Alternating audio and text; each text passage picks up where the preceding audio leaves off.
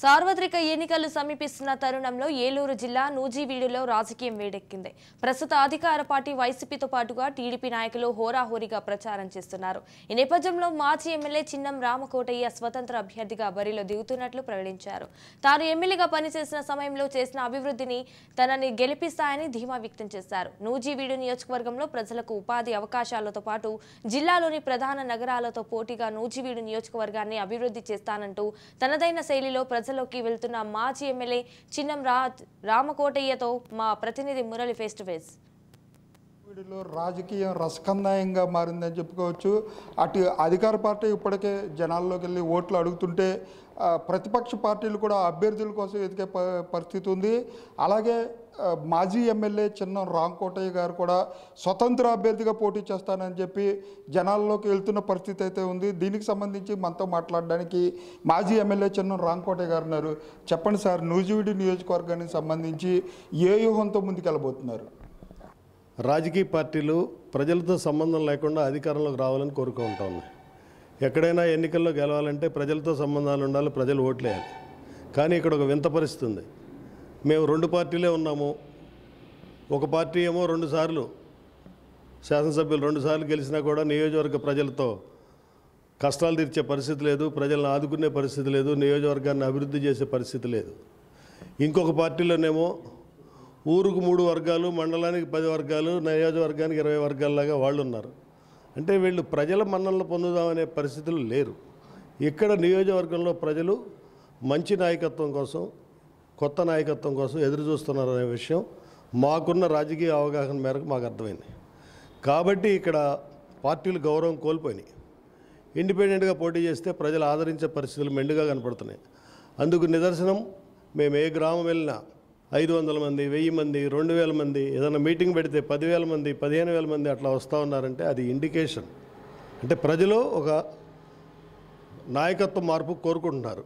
ఆ మార్పులో చిన్నం రామకోటయ్య అనేవాడు కూడా మాకు పనికొస్తాడా అని తెలుసుకోవడానికి, చూడటానికి మా కార్యక్రమాలకు వస్తూ ఉన్నారు. అలాగే మాజీ ఎమ్మెల్యేగా నూజివీడు నియోజకవర్గానికి ఏ అభివృద్ధి కార్యక్రమాలు చేశారు, ఏ అభివృద్ధి కార్యక్రమాలు చేయాల్సి ఉందని కూడా ప్రజలకు చెప్పే అవసరం ఉంది. ఏ కార్యక్రమాలతో ముందుకు వెళ్తున్నారు?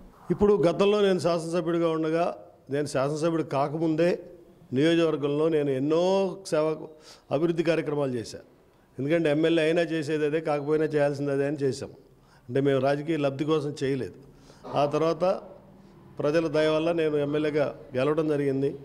గెలిచాక కూడా ఎవరు వచ్చినా కాదనకుండా మేము చేయగలిగినంత చేశాం. ఇప్పుడు కూడా మా పక్కనున్న, అంటే ఒకప్పుడు మేము పోల్చుకోవడానికి ఉండే గ్రామాలు, పట్టణాలు, నగరాలు కూడా కావు. తిరువూరు, చింతలపూడి, సత్తుపల్లి, ఇవన్నీ. వాటన్నిటి ముందు నూజివీడు చాలా పెద్ద పట్టణం. ఇవాళ వాటి ముందు మేము ఎందుకు పనికిరాని పట్టణంగా తయారైంది. సో వాళ్ళు అభివృద్ధి చెందారు, ఇక్కడ అభివృద్ధి చెందలేదు. అంటే దీనికి కారణం ఏంటి? నాయకత్వ లోపం, నాయకత్వ అలసత్వం. ఇక్కడ యువత సరే బాగా అవకాశం ఉన్నవాళ్ళు బయటికి వెళ్ళి ఉద్యోగాలు చేసుకుంటున్నారు. అవకాశం లేని ఇంట్లో అమ్మాయిని వదిలిపెట్టి పోలేనోడు, ఊరు వదిలిపెట్టి పోలేనోడు, జేబులో హైదరాబాద్ వెళ్ళాలంటే 2,000 రూపాయలు లేనోడు ఇక్కడే అట్లా తిరుగుతున్నారు తప్ప వాళ్ళకి ఎటువంటి అవకాశాలు లేవు. కాబట్టి నియోజకవర్గాన్ని నేను ప్రజలకు విన్నవించేది ఏంటంటే, రాష్ట్రంలోనే అత్యంత అభివృద్ధి చెందిన నియోజకవర్గంగా తయారు చేస్తా. దాన్ని ఎట్లా చేయాలనే నాకు అవగాహన ఉంది. ఏ పార్టీ నాయకుడు గెలిచినా, ఏ పార్టీ అధికారంలోకి వచ్చినా వాళ్ళతో బతిలాడి, కొట్లాడి నిధులు ఎట్లా తెచ్చుకోవాలో నాకు తెలుసు. కాబట్టి నాకు అవకాశం ఇవ్వండి చెప్తా తిరుగుతూ ఉన్నాను. ప్రజలు ఏం చేస్తారో వేచి చూద్దాం. అలాగే నూజివీడు అంటే గుర్తొచ్చేది మామిడి రైతులు. ఆ మామిడి రైతులకు సంబంధించి ఏ హామీతో ముందుకెళ్ళబోతున్నారు? అంటే వాళ్ళ మామిడి రైతులకి ప్రత్యేకమైన హామీ ఏం అవసరం లేదండి. మామిడి తోటల మీద నిరాసక్తి ఉంది. సంవత్సరానికి దాదాపుగా 1 ఎకరాలు నరికేస్తూ ఉన్నారు. దానికంటే మొక్కజొన్న లేకపోతే పశువులు మేత వేసుకుంటే ఎక్కువ ఆదాయం వస్తుంది మామిడి రైతులకి. సో వాళ్ళు ప్రత్యేకమైన హామీ ఇవ్వాల్సిన అవసరం లేదు. సో వాళ్ళు వచ్చిన పంటను తోలుకోవడానికి మంచి రోడ్డు, మార్కెట్కి వెళ్ళడానికి, ఇది 1 రోజులు వెళ్ళాల్సిన ట్రాక్టర్ 3 రోజులు వెళ్ళింది అనుకోండి, కుళ్ళిపోతాయి. సో అంతకన్నా పెద్ద పెద్ద హామీలు మామిడి రైతులు ఆశిస్తున్నారని నేను అనుకోవటం లేదు. అలాగే ముఖ్యంగా నూజివీడు నియోజకవర్గానికి ఏ హామీలు గత ప్రభుత్వంలో జరగలేదని అనుకోవచ్చు? గత ప్రభుత్వాలు ఇచ్చిన ఏ హామీ కూడా జరగలేదండి. 1, 2, 3 అని కాదు, వాళ్ళు 100 హామీలు ఇచ్చి ఉంటారు, 100 జరగలేదు. సార్ ప్రతి సంవత్సరం ఓ 2-3 సిమెంట్ రోడ్లు ప్రతి ఊర్లోనూ పట్టణంలో జరుగుతాయి. అవి జరుగుతున్న నిరంతర ప్రక్రియ. అలాగే చూసినట్లయితే అధికార పార్టీ ఇచ్చిన హామీలు ఏవి కూడా నెరవేర్చని కారణంగా అటు అధికార పార్టీ ఇటు ప్రతిపక్ష పార్టీలు కూడా అధికారంలో ఉన్నప్పుడు ఏ అభివృద్ధి చేయలేదు, నేను స్వతంత్ర అభ్యర్థిగా నిలబడి నూజివీడు నియోజకవర్గాన్ని అన్ని రంగాల్లో ముందుకు తీసుకెళ్తానని చెప్పే పరిస్థితులు అయితే ఇక్కడ ఉన్నాయి.